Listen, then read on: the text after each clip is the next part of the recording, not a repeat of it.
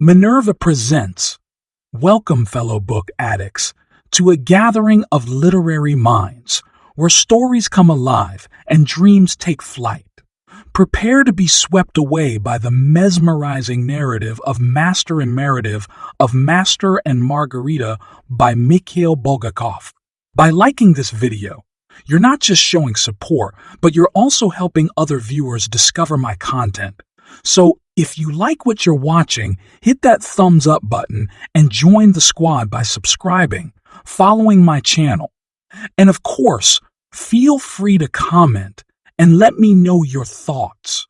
Wednesday, Mikhail Alexandrovich Berlioz, an important literary figure, and Ivan Nikolaevich Poneryov, a poet who is also known as Bezdomny, which means homeless, meet at Patriarch's Ponds to discuss a commissioned poem that Berlioz had asked Ivan to pen. Berlioz would like Ivan to rewrite the poem because he believes the poem makes Jesus too real.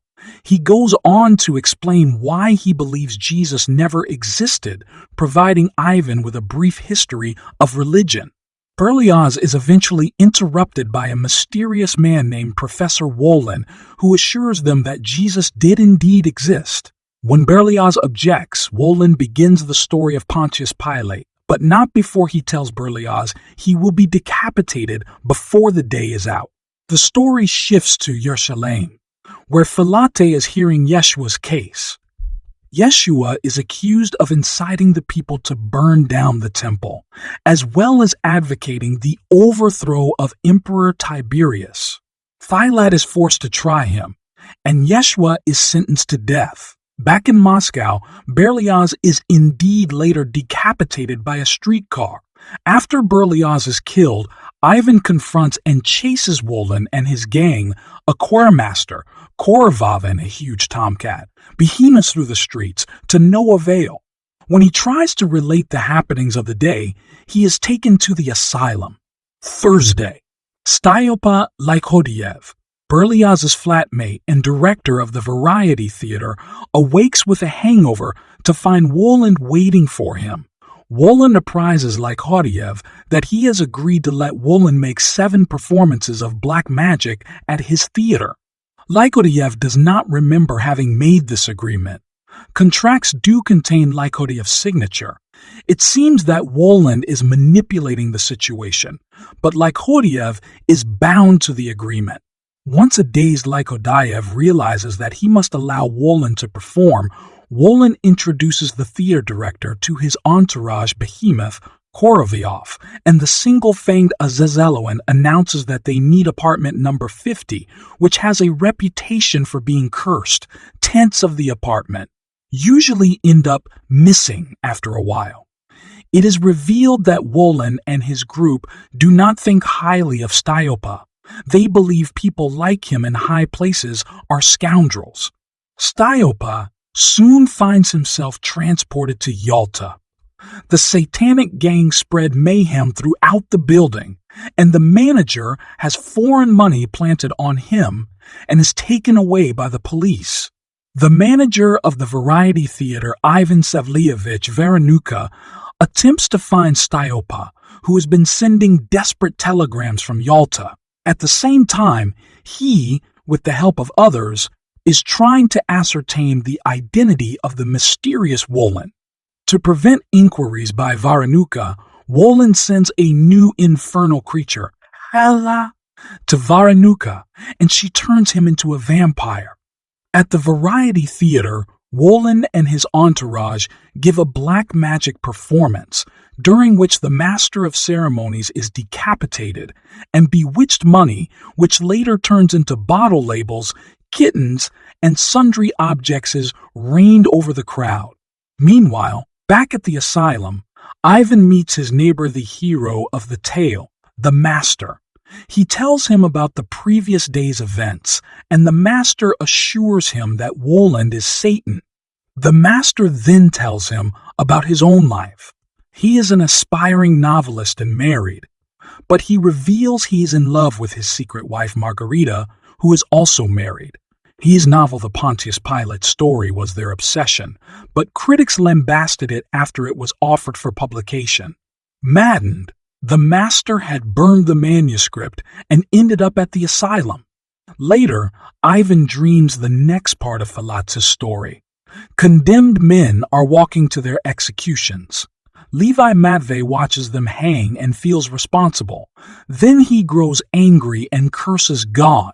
A storm comes, and the prisoners are put humanely to death by a guard stabbing them under the pretext of giving them water.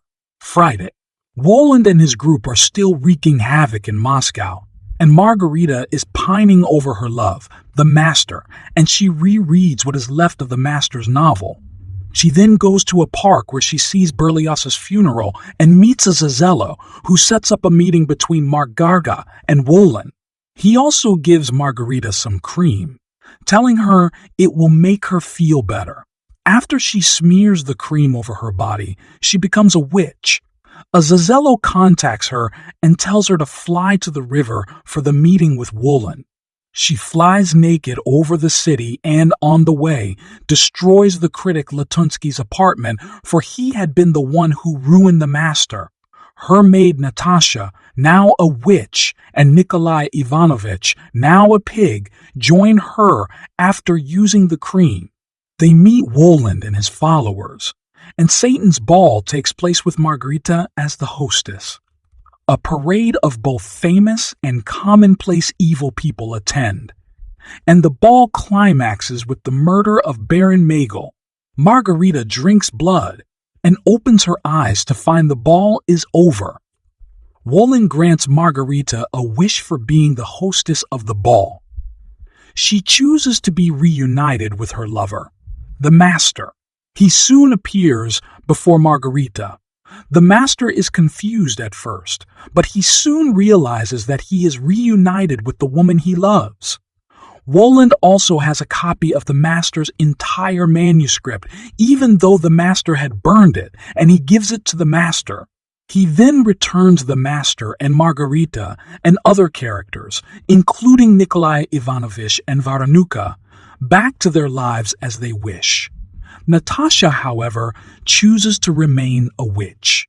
The Filate story continues, and Filate meets with the chief of the secret police, Afranius. He premonishes that Judas of Kerioth, the man who betrayed Yeshua, will be murdered, and indeed he is later lured. Outside of the city and murdered. Afranius reports the murder of Kerioth to Filate, as well as the burial of the criminals. In a conversation with Levi, who was found to have taken Yeshua's body after the execution, Pilate reveals that it was he who killed Kerioth. Saturday. An investigation into the strange events incited by Woland and his group begins, while Ivan is possessed by visions of Filate and the bald hill on which Yeshua and the two other criminals had been executed.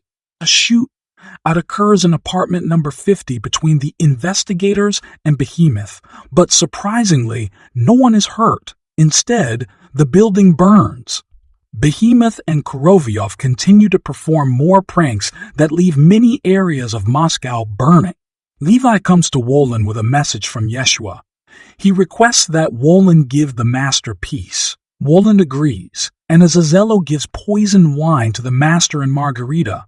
Their bodies die, and the couple flies off with the infernal creatures, who, as they fly, return to their real figures.